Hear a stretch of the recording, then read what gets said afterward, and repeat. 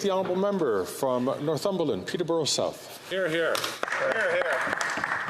Thank you. Thank you very much, Mr. Speaker. And it's actually a little bit of a trip back nostalgia lane for me when we start talking about 234, because one of the first things I did when I became elected in 2019 was bring forward Private Members Bill 206. 206 was in many ways a precursor to 234. I remember initially actually being elected and really didn't understand the process of the private members bill. A little bit of a humorous story is that my staffer came to me and said to me, "Mr. Lawrence, yes, you've won the lottery." I was like, What lottery? It was the private members lottery. And for those of you, of course, out there who don't know, the private members bills are drawn, and I think we were number 16. And so we went through a significant consultation process because we wanted to make sure we made the most of this opportunity. And so we talked to stakeholders, to constituents, to people far and wide about what we could possibly bring forward that could they would have the most beneficial impact for the people of Northumberland, Peterborough South, as well as Canada. And we were really taken by a conversation we had with then a number of stakeholder organizations, and actually a farmer and a great man, Mr. Sid Atkinson, who's actually since unfortunately passed away, who told us that the challenges that farmers were having with respect to the costs of grain drying and other expenses of the carbon tax. And he made a very strong case, and I'll attempt to repeat it, probably not as eloquently as Mr. Atkinson did, but he told the story of the struggles that farmers were often having. Farmers, Mr. Speaker, are, after all, price takers. In many cases, they don't get to set their own prices. They're set by exchanges in far-off lands or by large grocery stores here in Canada. And so whatever price they have to make work.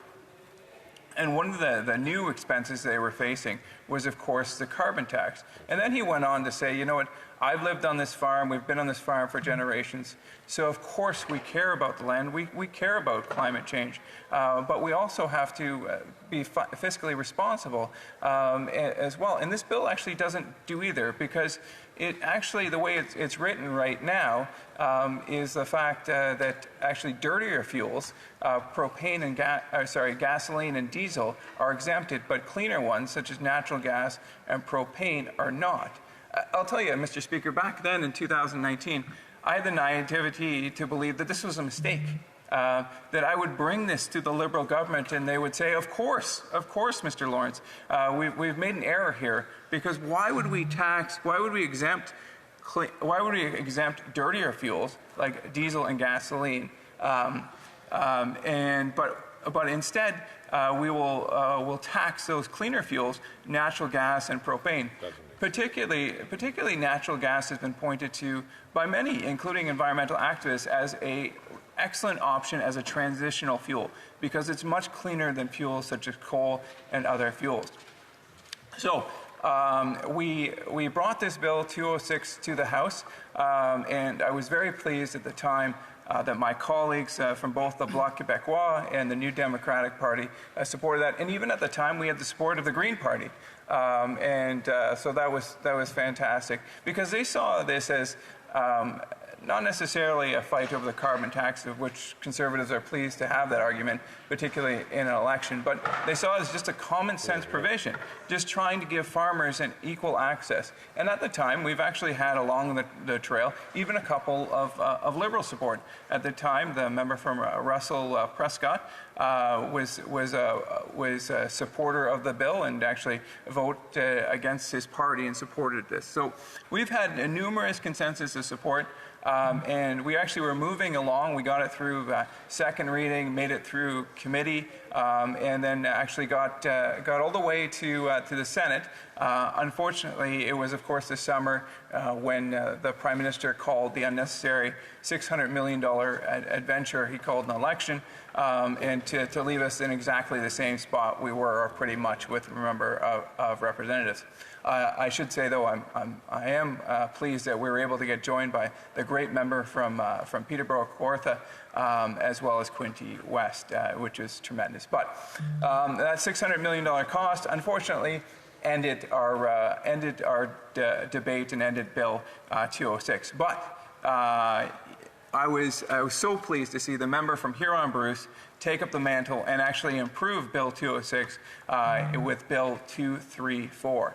And Bill 234 once again received support of the majority of the members of the House, made it all the way from the second to the third reading to the Senate, where unfortunately, and at least not in my recent recollection, a unprecedented, all-out push by the Prime Minister and the Minister of Environment in order to get this bill amended.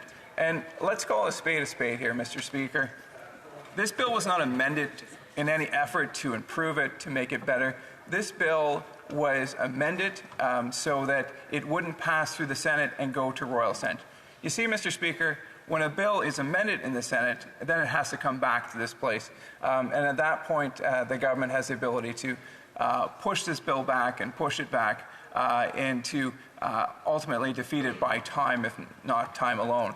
And so despite the fact that this bill, at least initially, had the support of enough senators, with the all-out pressure of the Minister of Environment and the Prime Minister, unfortunately, it was amended. Amended in a very unfortunate way, too, because it removed barn heating and as well as greenhouses.